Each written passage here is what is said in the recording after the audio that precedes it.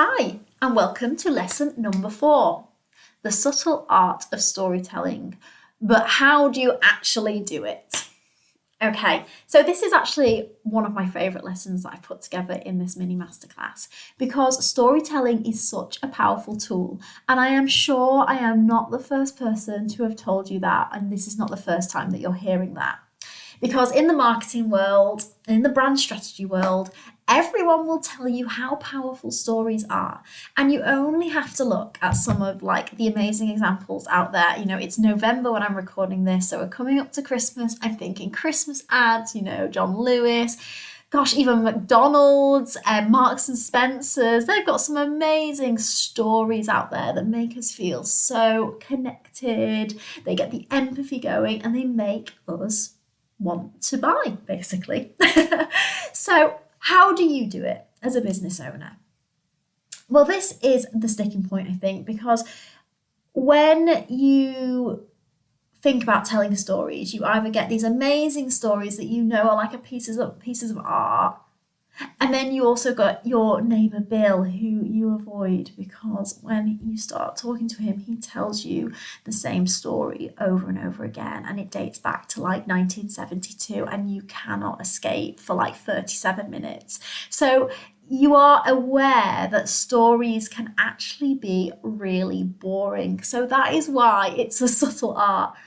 And when it comes to your web copy, at the end of the day, web copy should be concise, to the point, definitely not overwhelming. It should be really clear and really easy to use. So injecting stories, doesn't that feel like something that should be really, really long? Storytelling also requires us to draw on our own experience, talk about ourselves to a certain extent. So that can also feel uncomfortable. So now that we understand why storytelling can feel tough, let me explain how to approach it in your web copy so you don't bore your audience, bore yourself, tie yourself in knots trying to get this perfect story, how to not sound self-absorbed, how to not miss the point, and more importantly, how to avoid sounding like your neighbour Bill.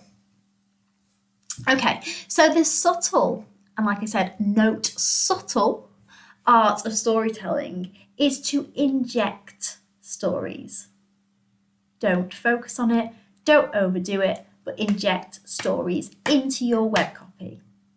So again, you need to remember the purpose of your web copy. If you go back to lesson number 1, we talked about the purpose. This is what you're writing for. So the story, injecting stories, needs to align with that. You're not putting a story in for the sake of a story. The other thing to do is to shine a story on your ideal client.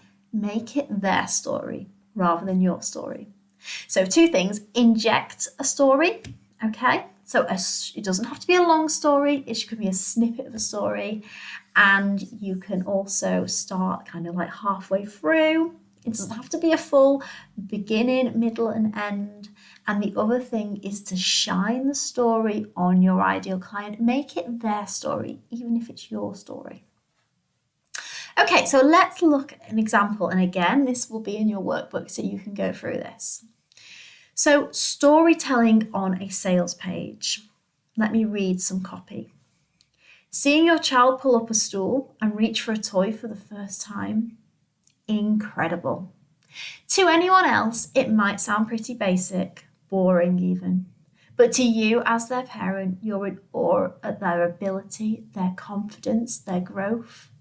You want to shout it from the rooftops after you've taken 67 pictures for your camera roll. These are the moments us parents treasure.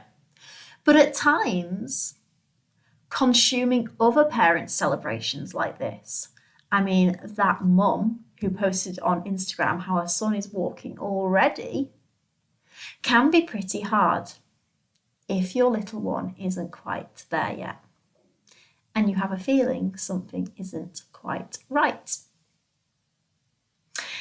So let me pause there. So that was on a sales page, actually for somebody working in the child occupational therapy industry. That is not copy that I have written for a client, by the way. That is a made up bit of copy.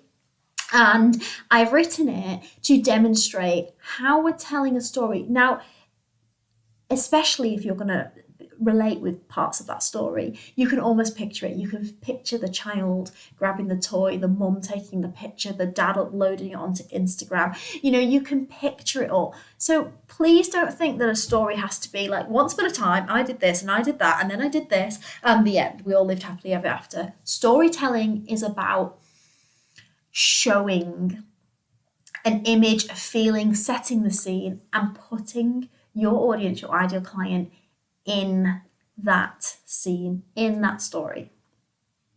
Let's look at another example, because I think it's really helpful to kind of dive into a couple of examples. So let's take an example of an about page copy. Otherwise, you'll make a rod for your own back. That's what my Auntie Sandra muttered to me whilst I cuddled my newborn baby, who was less than 48 hours old. Put him down, she said. It was the last thing I wanted to. Give him here, you go get a shower. But I didn't want to leave my baby with anybody else. Okay, so again, if you can resonate with parts of that story, I definitely can, then you can see how the ideal client will be reading that. And yes, that's actually a story about the business owner, but it's written in a way to get their ideal client to understand it. So this example was based on like a sleep coach, a child sleep coach, or a child sleep consultant. Okay, so again, not copy that I've written for a client, but I've been inspired by a client to write copy like that to show you the storytelling. So in summary, and this is a longer lesson, by the way. In fact, I could probably make a masterclass about storytelling as a whole, but maybe another time. Make it subtle. Start in the middle. You don't have to start at the beginning just because it's a story and you're thinking of fairy tales. Start in the middle. You literally could say something like, and that's when I decided I was never going to eat bread again.